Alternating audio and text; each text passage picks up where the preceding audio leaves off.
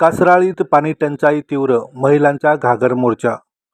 कासराळी गाव ताणलेले, प्रशासनाच्या विरोधात महिलांनी आक्रोश.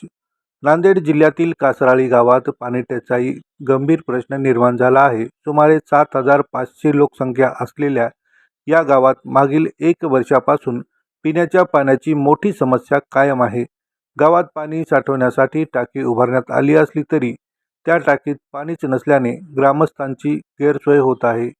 महिलांनी आणि ग्रामस्थांनी तब्बल 3 किलोमीटरहून अधिक अंतरावरून पाणी आणावे लागत आहे. जलजीवन मिशन अंतर्गत 3 पाण्याच्या टाक्या मंजूर झाल्या असल्या तरी केवळ एकच टाकी उभारण्यात आली असून तीही वापरात नाही.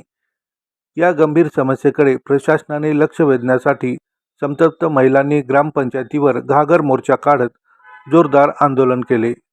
आता प्रशासन यावर काय तोडगा काढणार याकडे सर्वांचे लक्ष आहे.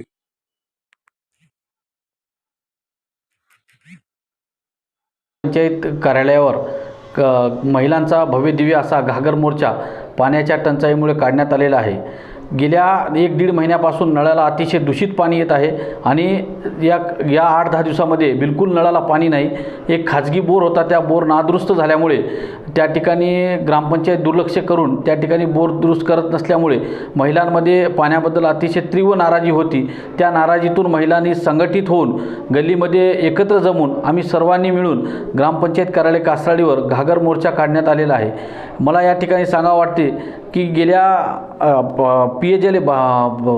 पेयजल योजनेमध्ये 4-4.5 करोड रुपये निधी कासराळी ग्रामपंचायतीसाठी पाणी पुरवठ्यासाठी मंजूर झालेले आहेत. या ठिकाणी जिल्हा परिषदची निवडणूक तोंडावर असताना येथील सत्ताधाऱ्यांनी घाई गडबडीमध्ये आमच्या स्वतःच्या ग्रामपंचायतीचे जे बोर आहेत त्या बोरच्या पाण्यावर टेस्टिंग करून त्यांनी असे प्रशासनाला दाखवले की गावामध्ये पाणी आलेलं आहे आणि एक दिवस काय नियोजन केले ते काय नाही माहीत नाही गाववाल्यांना.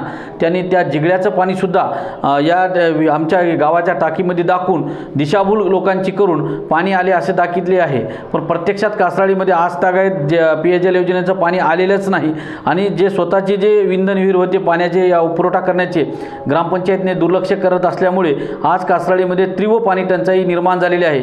याचा निषेध करण्यासाठी सर्व गावातील महिलांनी घागर मोर्चाचं नियोजन केले होते. आम्हाला या ठिकाणी या मोर्चाला ग्रामसेवकांनी सामोरे जाऊन येत्या 4-8 दिवसामध्ये पाणी पुरवठा सुरळीत करू आणि दूषित पाणी जिथं जिथं फुटलेले आहे ते दुरुस्त करण्याचं आश्वासन दिले आहे.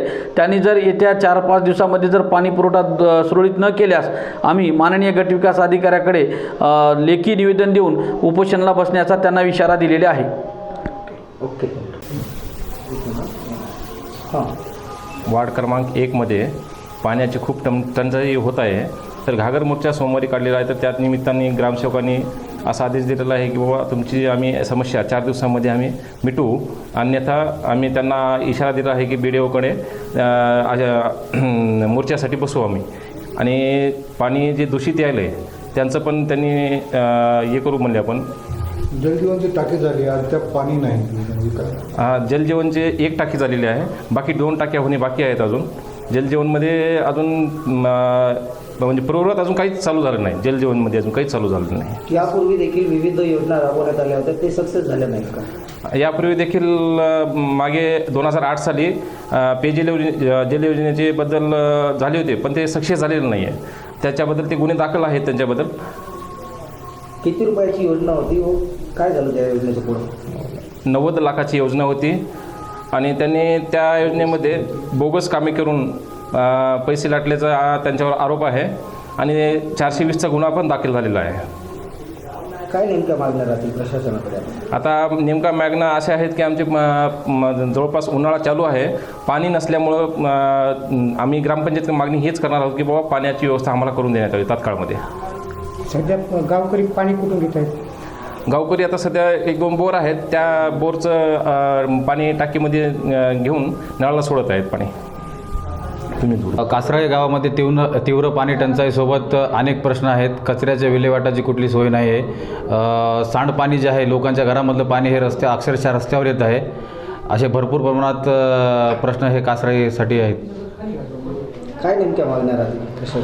आमच्या मागण्या आहे प्रशासनाकडून आहेत का कचऱ्याची योग्य विल्हेवाट लावावी आणि जे रस्त्यावरचं पाणी आहे नाली काढणे अशा मूलभूत जे गरजा आहेत त्या गावात व्हाव्यात. नाही झाल्यास पुढील पर्याय काय? नाही झाल्यास BDO कार्यालय येथे उपोषणाचा इशारा आम्ही दिलेला आहे.